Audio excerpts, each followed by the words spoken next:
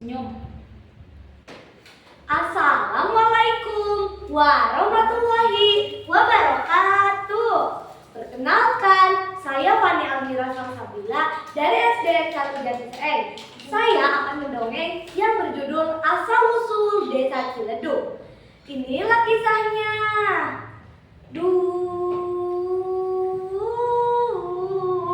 Aduh Gusti, nuhun. Mugia pasangan damar angsal siraman banyu suci. Sucing banyu saking gaib ing pangeran. Mugi dipun paringi barokah selamat lahir batin, dunia wal akhirat. Amin ya robbal alamin. Diceritakan pada abad ke-15 di wilayah timur Kabupaten Cirebon termasuk Pagedangan yang merupakan wilayah kekuasaan Kerajaan Galuh atau Pajajaran yang beragama Sanghyang. Mereka khawatir dengan pesatnya perkembangan agama Islam yang mungkin akan masuk ke Kerajaan Galuh. Seperti halnya Ki Arya Kidang Layaran yang kecewa karena salah satu anaknya, Raden Layang Kemuning, mengundurkan diri dari kepatihan Kerajaan Galuh. Ayahanda, mulai hari ini Ananda tidak bisa lagi melaksanakan tugas sebagai patih di Kerajaan Galuh. Mengapa kau mengundurkan diri? Apakah tugas dari ayah membebanimu, anakku? Tidak, ayahanda. Semua tugas sudah Ananda selesaikan dengan baik.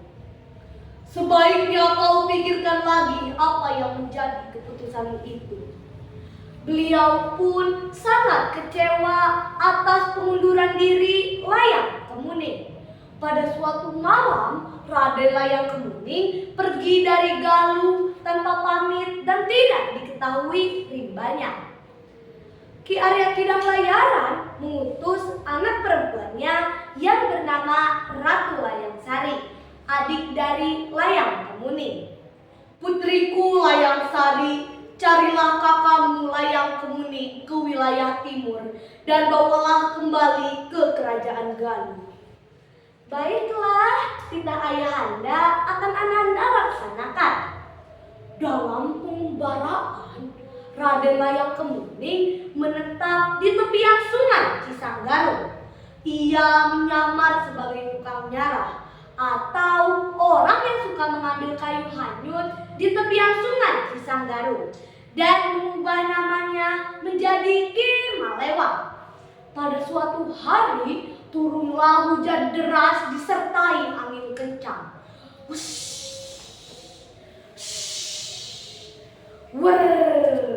Gleber, sehingga air sungai Cisanggaru meluap dan menghanyutkan tubuh Ki Malewang. Ia pun terdampar di Pagedangan. Ratu Layang Sari yang diutus oleh ayahnya untuk mencari kakaknya, tiba-tiba ia melihat tubuh seorang laki-laki tanpa ia sadari bahwa itu adalah kakaknya. Ia hanya melemparkan sehelai selendang untuk menutupi tubuhnya. Ratu Layang Sari pun melanjutkan perjalanan lagi untuk mencari Layang Kemuning. Setelah siuman, Ki Malewang terkejut. Tubuhnya hanya tertutup selendang. Siapakah yang menutupi tubuhku dengan selendang ini? Pikir Ki Malewang. Kemudian dia membangun gubuk dan menebangi pohon untuk lahan pertanian. Karena tempatnya yang subur di tepian sungai Cisanggaru, sehingga membuat banyak orang berdatangan untuk tinggal dan menetap. Baku Carbon akhirnya mengetahui bahwa di wilayah timur masih ada pedukuhan yang menganut agama Sanghyang. Ia pun mendatangi Pagedangan untuk menyampaikan ajaran Islam. Hei Ki Malewang, apakah kau bersedia memeluk agama Islam dengan sukarela? Saya bersedia Tuan untuk memeluk agama Islam dengan sukarela. Untuk membuktikan, saya dan penduduk Pagedangan siap mengucap sumpah dan membacakan 2 kalimat syahadat.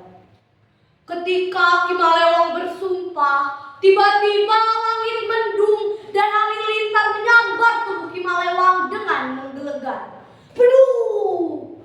Tubuh Ki Malewang tetap tegar dan tidak berubah. Sejak saat itu, Ki Malewang mendapat julukan Ki Bledug Jaya. Untuk mengamankan pedukuhan Pagedangan dari orang-orang yang tidak mau masuk agama Islam, Ki Bledug Jaya meminta dikirimi pasukan dari Caruban Larang untuk melatih penduduk Pagedangan.